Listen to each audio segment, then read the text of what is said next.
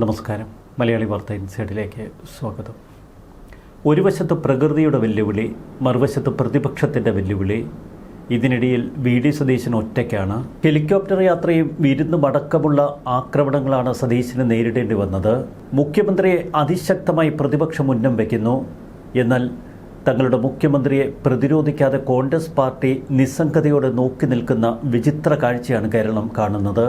മറുവശത്ത് ഉരുളയ്ക്ക് ഉപ്പേരി പോലെ മറുപടി കൊടുത്ത് സതീശൻ ആക്രമിച്ച് മുന്നേറുന്നു. പിണറായി വിജയനെയും പ്രതിപക്ഷത്തെയും കടന്നാക്രമിച്ചുകൊണ്ട് ദുരന്തബാധിത മേഖലകളിലേക്ക് ഇരച്ചെത്തുന്നു.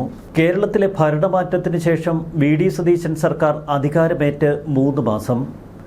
എന്നാൽ ഇപ്പോൾ വി.ഡി. സതീശൻ നേരിടുന്നത് സമാനതകളില്ലാത്ത പരീക്ഷണങ്ങളാണ്. മഴക്കെടുതിയിൽ കേരളം തരിച്ചു നിൽക്കുന്നു. ഇതുവരെ 26 മരണങ്ങളാണ് മഴവെള്ളപ്പാച്ചിലിൽ കേരളത്തിന് സംഭവിച്ചത്. സർക്കാരും കോൺഗ്രസ് പാർട്ടിയും തമ്മിൽ ഏകോപനമില്ല. കോൺഗ്രസ് അധ്യക്ഷൻ കേരളത്തിലെ മന്ത്രിസഭയിലൊരു മന്ത്രിയായതോടെ KPCC ആസ്ഥാനം നോക്കുകുത്തിയായി നിൽക്കുന്നു. KPCC ആസ്ഥാനത്ത് തൻ്റെ അനുയായിയെ എത്തിക്കുകയാണ് KCയുടെ ലക്ഷ്യം. കാർഗെ കൊടിക്കുന്നിലിന് വേണ്ടി വാദിക്കുന്നു. എന്നാൽ രമേശ് ചെന്നിത്തല ജോസഫ് വാഴക്കനെ KPCC അധ്യക്ഷ സ്ഥാനം ഏൽപ്പിക്കണം എന്ന വാദഗതിക്കാരനാണ്. CPM സംസ്ഥാന സെക്രട്ടറി MV ഗോവിന്ദൻ ദിനംപ്രതി എന്നോണം വി.ഡി. സതീശനെ കടന്നാക്രമിക്കുന്നു. മറുവശത്ത് CPM സൈബർ വിഭാഗം ശക്തമായി കളത്തിലിറങ്ങിയിട്ടുണ്ട്. എന്നാൽ കോൺഗ്രസ് ക്യാമ്പിൽ പ്രകടമായ നിസ്സംഗത. എന്തുകൊണ്ടാണ് മുൻപ് സതീശനൊപ്പം നിന്ന സോഷ്യൽ മീഡിയ പേജുകൾ ഇപ്പോൾ നിസ്സംഗതയോടെ നിൽക്കുന്നത്? എന്നാൽ ആക്രമിച്ച് പ്രതിരോധം തീർത്ത് മുന്നോട്ട് പോവുകയാണ് എല്ലാ കാലത്തും സതീശൻ്റെ ശൈലി. ആ ശൈലി സതീശൻ തുടരുന്നു. ഇക്കഴിഞ്ഞ ദിവസം വി.ഡി. സതീശനെ പിന്തുണച്ചുകൊണ്ട് രാഹുൽ മാങ്കൂട്ടം കളത്തിലിറങ്ങിയിരുന്നു. അതാവട്ടെ സമൂഹ മാധ്യമങ്ങളിൽ വലിയ ചലനങ്ങളും സൃഷ്ടിച്ചു. മാധ്യമങ്ങൾ പ്രതികരണം തേടുമ്പോൾ മന്ത്രിമാരുടെ ഭാഗത്ത് പോലും നിസ്സംഗത. വി.ഡി. സതീശനെ ന്യായീകരിച്ചുകൊണ്ട് കളത്തിലിറങ്ങിയത് കെ മുരളീധരൻ മാത്രം. മറ്റ് മന്ത്രിമാരാരും മുഖ്യമന്ത്രിയെ സംരക്ഷിക്കാൻ രംഗത്തിറങ്ങുന്നില്ല. ഹെലികോപ്റ്റർ യാത്ര പ്രമുഖ നിക്ഷേപകരുമായുള്ള രഹസ്യ കൂടിക്കാഴ്ചയ്ക്ക് വേണ്ടിയായിരുന്നുവെന്നാണ് വി.ഡി. സതീശൻ പറഞ്ഞത്. ഈ പ്രസ്താവനയെ കടന്നാക്രമിക്കുകയാണ് ഇടതുപക്ഷം. ഭരണപക്ഷത്തെ മന്ത്രിമാർക്കിടയിൽ ഏകോപനമില്ല. തീവ്രമായ വിവാദങ്ങൾ ഉയർന്നു വന്ന ഈ കാലഘട്ടത്തിൽ ഒരു ഔദ്യോഗിക ലൈൻ പാർട്ടിക്ക് വേണ്ടി രൂപീകരിക്കുന്നതിൽ കോൺഗ്രസ് നേതൃത്വം പൂർണ്ണമായി പരാജയപ്പെട്ടു. സർക്കാരിനെതിരെയുള്ള ആരോപണങ്ങൾക്ക് കൃത്യതയോടെ വ്യക്തതയോടെ മറുപടി പറയാൻ KPCCയിൽ ആരുമില്ല. പിണറായി വിജയൻ സർക്കാരിൻ്റെ കാലത്ത് അന്ന് പ്രതിപക്ഷ നേതാവായിരുന്ന വി.ഡി. സതീശൻ നടത്തിയ രൂക്ഷമായ വിമർശനങ്ങൾ ഇപ്പോൾ സതീശനെ തിരിച്ചുകൊള്ളുന്നു എന്നാണ് ഇടതുപക്ഷം കരുതുന്നത്. എന്നാൽ വി.ഡി. സതീശനുണ്ടോ വിടുന്നു? ദുരന്തബാധിത പ്രദേശങ്ങളിലേക്ക് സതീശൻ പറന്നെത്തി ജനങ്ങളെ തൻ്റെ കയ്യിലെടുത്തു. ആക്രമിച്ച് കളിക്കാൻ തനിക്കറിയാം എന്ന് ഇടതുപക്ഷത്തെ ബോധ്യപ്പെടുത്തുന്ന നിരവധി ഇടപെടലുകളാണ് സതീശൻ്റെ ഭാഗത്തുനിന്ന് നമ്മൾ കാണുന്നത്. പ്രതിപക്ഷ സർവീസ് സംഘടനകളുടെ നിലപാടുകളെ രൂക്ഷമായി ഇക്കഴിഞ്ഞ ദിവസം മുഖ്യമന്ത്രി വി.ഡി. സതീശൻ പരിഹസിച്ചിരുന്നു. സെക്രട്ടേറിയറ്റിൽ ഇത്രയധികം തമാശക്കാരായ സംഘടനാ നേതാക്കൾ ഉണ്ട് എന്ന് തനിക്ക് മനസ്സിലായത് ഇപ്പോഴാണ് എന്ന് സതീശൻ പറഞ്ഞു. അവരുടെ നോട്ടീസുകൾ കാണുമ്പോൾ ചിരിയാണ് വരുന്നത്. ഭരണപക്ഷ സർവീസ് സംഘടനകളുടെ യോഗത്തിലായിരുന്നു വി.ഡി. സതീശന്റെ രൂക്ഷമായ പരിഹാസം. കഴിഞ്ഞ 10 വർഷക്കാലത്തെ സർവീസ് സംഘടനാ പ്രവർത്തനങ്ങളെയും വിവാദ സംഭവങ്ങളെയും ചൂണ്ടിക്കാട്ടി മുഖ്യമന്ത്രി വിമർശനങ്ങളുടെ മാലപ്പടക്കം തീർത്തു. LDF സർക്കാരിൻ്റെ കാലത്ത് ഇതേ സംഘടനകൾ കേവലം സ്തുതിപാഠക സംഘമായി പ്രവർത്തിക്കുകയായിരുന്നുവെന്നാണ് സതീശൻ്റെ പരിഹാസം. മുൻ മുഖ്യമന്ത്രി പിണറായി വിജയനെ പ്രകീർത്തിച്ച് സംഘടിപ്പിച്ച വിവാദ മെഗാ തിരുവാതിരയും അതിലെ ഇന്നി പാർട്ടി ലോകമെങ്ങും ശോഭിച്ചിടാൻ കാരണഭൂതൻ പിണറായി സഖാവ് തന്നെ എന്ന വരികളും ഓർമ്മിപ്പിച്ചുകൊണ്ടുള്ള പരിഹാസം. തിരുവാതിരകത്തിലെ കാരണഭൂതൻ പാട്ടുകൾ തുടങ്ങി ഭരണാധികാരികളെ പീഡിപ്പിക്കാൻ നടന്നവർ അന്ന് നടപ്പിലാക്കാത്ത കാര്യങ്ങളാണ് ഇപ്പോൾ 2 മാസത്തിനകം വേണമെന്നാവശ്യപ്പെടുന്നത്. അധികാരം കിട്ടിയാൽ പഴയതൊക്കെ മറന്നുപോകുമെന്ന ധാരണ വേണ്ട എന്ന മുന്നറിയിപ്പ് സതീശൻ നൽകുന്നു. നമ്മളൊന്നും മറക്കില്ല, പഴയതൊക്കെ ഓർത്തു വച്ചിട്ടുണ്ട്, സ്ഥലം മാറ്റമൊക്കെ ഉണ്ടാകും, അതിനായി എല്ലാവരും റെഡിയായിരുന്നുള്ളൂ എന്നാണ് സതീശൻ്റെ വാക്കുകൾ. ശരിക്കും വഴുക്കുന്ന പ്രതലത്തിലാണ് ഇപ്പോൾ സതീശൻ്റെ നിൽപ്പെന്ന് ചില മാധ്യമങ്ങൾ. എന്നാൽ ഏത് വഴുക്കുന്ന പ്രതലത്തിലും മെയ്വഴക്കത്തോടെ നിൽക്കാനുള്ള സതീശൻ്റെ കഴിവ് അതിനിയും താഴെ പോയിട്ടില്ല. ഇക്കഴിഞ്ഞ മെയ് മാസത്തിൽ ജനങ്ങൾ നൽകിയ ആ വമ്പൻ വിജയത്തിൻ്റെ ആരവം ഒടുങ്ങുന്നില്ല. അന്ന് ഇടതുപക്ഷത്തെ കൂവി ഓടിക്കുകയായിരുന്നു കേരളത്തിലെ ജനം. ഇതിനിടയിൽ സതീശനെതിരെ വിമർശനങ്ങളുമായി തലപൊക്കിയാൽ പിന്നെയും സോഷ്യൽ മീഡിയയിൽ കൂവൽ തന്നെയാണ് ഇടതുപക്ഷത്തിനും പിണറായി വിജയനും നേരിടേണ്ടി വരുന്നത്. PM ശ്രീയിൽ സതീശൻ തെന്നി വീണു എന്നൊക്കെ പ്രചരിപ്പിച്ചവർ ഇപ്പോൾ തങ്ങളുടെ വാക്കുകൾ വിഴുങ്ങുന്നു. ഏറ്റവും ഒടുവിൽ സതീശനെ കടന്നാക്രമിച്ചത് വെള്ളപ്പൊക്കമുണ്ടായപ്പോഴാണ്. വെള്ളപ്പൊക്ക സമയത്തെ ഹെലികോപ്റ്റർ യാത്രയും വിരുന്നും അതിന് സതീശൻ തന്നെ അങ്ങ് മെയ്വഴക്കത്തോടെ അടിച്ചു തെറിപ്പിച്ചു. ഹെലികോപ്റ്റർ യാത്രയ്ക്ക് എന്താണ് തെറ്റ് എന്ന സതീശൻ്റെ ചോദ്യത്തിന് മുന്നിൽ പ്രതിപക്ഷത്തിന് പോലും ഉത്തരമില്ല.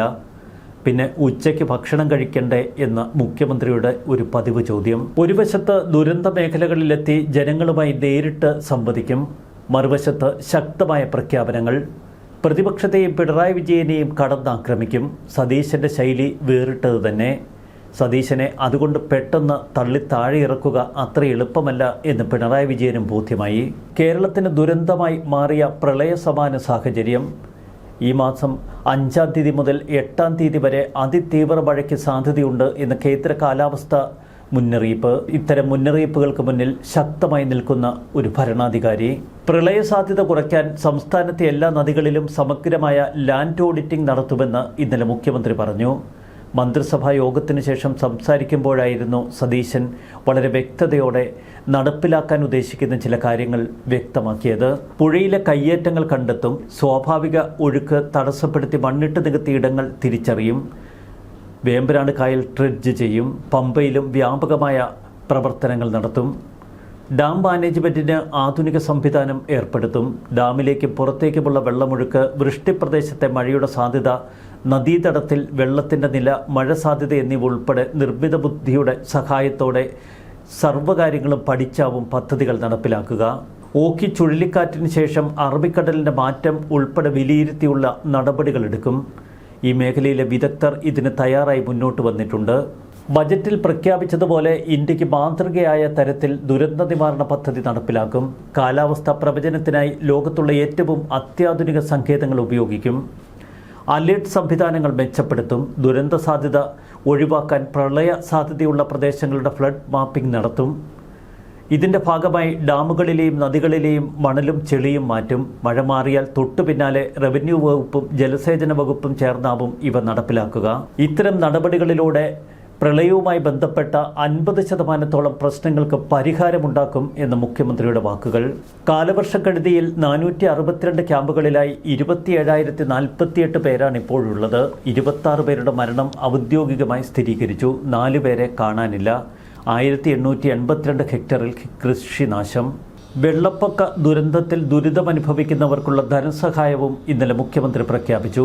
വടക്കൻ കേരളത്തിൽ 5 മുതൽ 8 വരെ തീവ്ര മഴയ്ക്ക് സാധ്യതയെന്ന കാലാവസ്ഥാ മുന്നറിയിപ്പ്. കാറ്റിൻ്റെ വേഗം കൂട്ടി ഡോൾഫിൻ എന്ന പ്രതിഭാസം.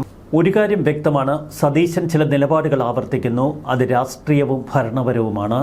2018 മഹാപ്രളയത്തിന് ശേഷം എന്തെല്ലാം പ്രഖ്യാപനങ്ങൾ പിണറായിയിൽ നിന്ന് നമ്മൾ കേട്ടു. എന്നാൽ ഒന്നും നടപ്പിലാക്കാൻ ആ സർക്കാരിന് ആർജവം ഉണ്ടായിരുന്നില്ല. അതുതന്നെയാണ് സതീശൻ്റെ തുരുപ്പ് ചീട്ട്. പഴയകാല കാര്യങ്ങൾ ഓർമ്മിപ്പിച്ച് സതീശനെ ആക്രമിക്കുമ്പോൾ തിരിച്ച് അതേ നാണയത്തിൽ സതീശനും കൊടുക്കുന്നു. മുൻ മുഖ്യമന്ത്രി പിണറായി വിജയൻ പ്രഖ്യാപിച്ച റൂം ഫോർ റിവർ എന്ന ഡച്ച് മാതൃകയിലുള്ള പദ്ധതി എവിടെ എന്ന് വി.ഡി. സതീശൻ ചോദിക്കുമ്പോൾ ഉത്തരം മുട്ടി നിൽക്കാനല്ലേ പിണറായിക്ക് കഴിയുന്നുള്ളൂ. പമ്പാ നദി ഉൾപ്പെടെ കരകവിഞ്ഞൊഴുകി വീടുകളുടെ എല്ലാ മുറികളിലും വെള്ളം നിറയുന്നതാണോ മുൻ സർക്കാർ വലിയ പ്രാധാന്യത്തോടെ പ്രഖ്യാപിച്ച റൂം ഫോർ റിവർ?